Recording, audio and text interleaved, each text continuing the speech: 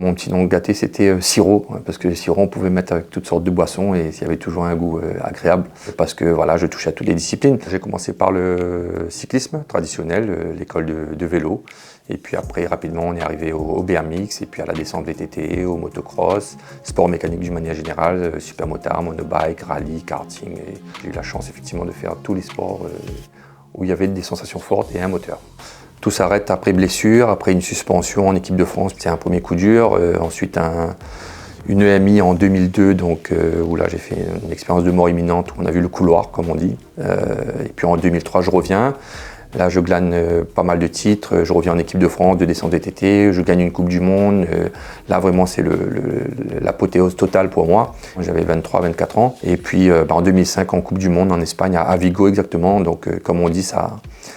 C'est parti en cacahuète et j'ai percuté un eucalyptus à plus de 80 km/h et là c'est, comme on dit en créole, il a éteint la lumière, il a éteint le fusible, tout a brûlé et je me retrouve d'une nouvelle fois dans le coma.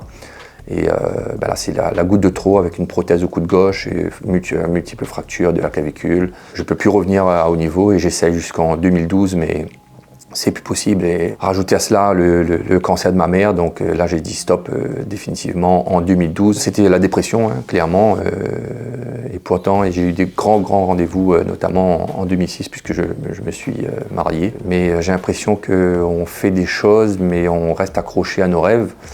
Alors on devient un père de famille, on fait de beaux enfants, on fait des projets, mais en fait il manque le socle. Je consommais beaucoup d'alcool, trop. C'est commencé par une bière, 2 bières, et puis c'est allé jusqu'au rhum, à 1-2 bouteilles par jour, le whisky. L'alcool c'est une drogue et ça devient une maladie. J'ai perdu tout à cause de l'alcool, le travail, la famille qui commençait à partir en live et puis continuer à boire.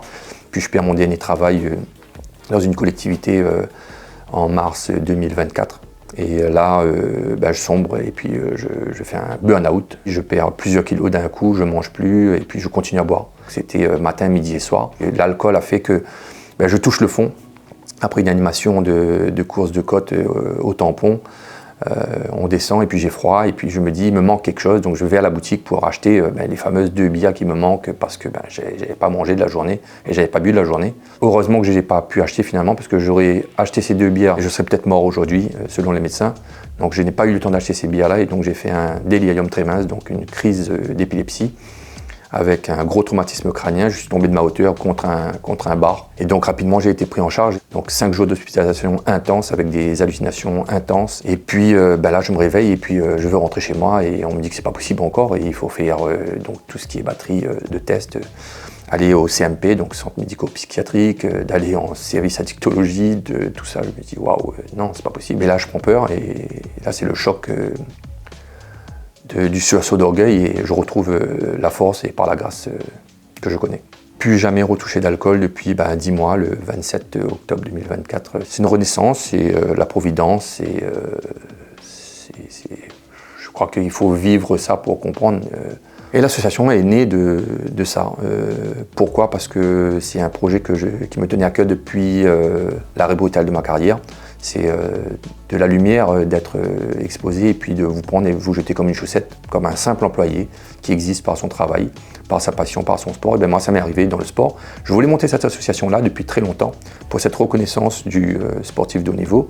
Et tout ça aussi est né d'une injustice en fait. C'est cette association de la non-reconnaissance des sportifs qui ont œuvré, qui ont porté les couleurs comme un ancien combattant qui est mort au combat ou qui s'est battu pour la France et qui aujourd'hui n'est même pas reconnu. La plus belle chose que j'aimerais, c'est de reconquérir les cœurs que j'ai blessés, donc mon épouse, mes enfants et tous les gens que j'ai blessés dans cette addiction à l'alcool. J'ai perdu beaucoup d'amis, j'ai perdu beaucoup de confiance, j'ai perdu des gens chers et qui comptaient sur moi, qui croyaient en moi et je les ai trahis quelque part en les oubliant dans l'alcool. Je ne pourrai jamais faire marche arrière, mais montrer que c'est possible et c'est de peut-être de retrouver tout simplement un sens à sa vie à travers le sport et de se joindre à nous dans l'association pour porter le message qu'on peut vivre simplement et humainement en faisant du sport et en véhiculant l'image du sport de la plus belle des manières.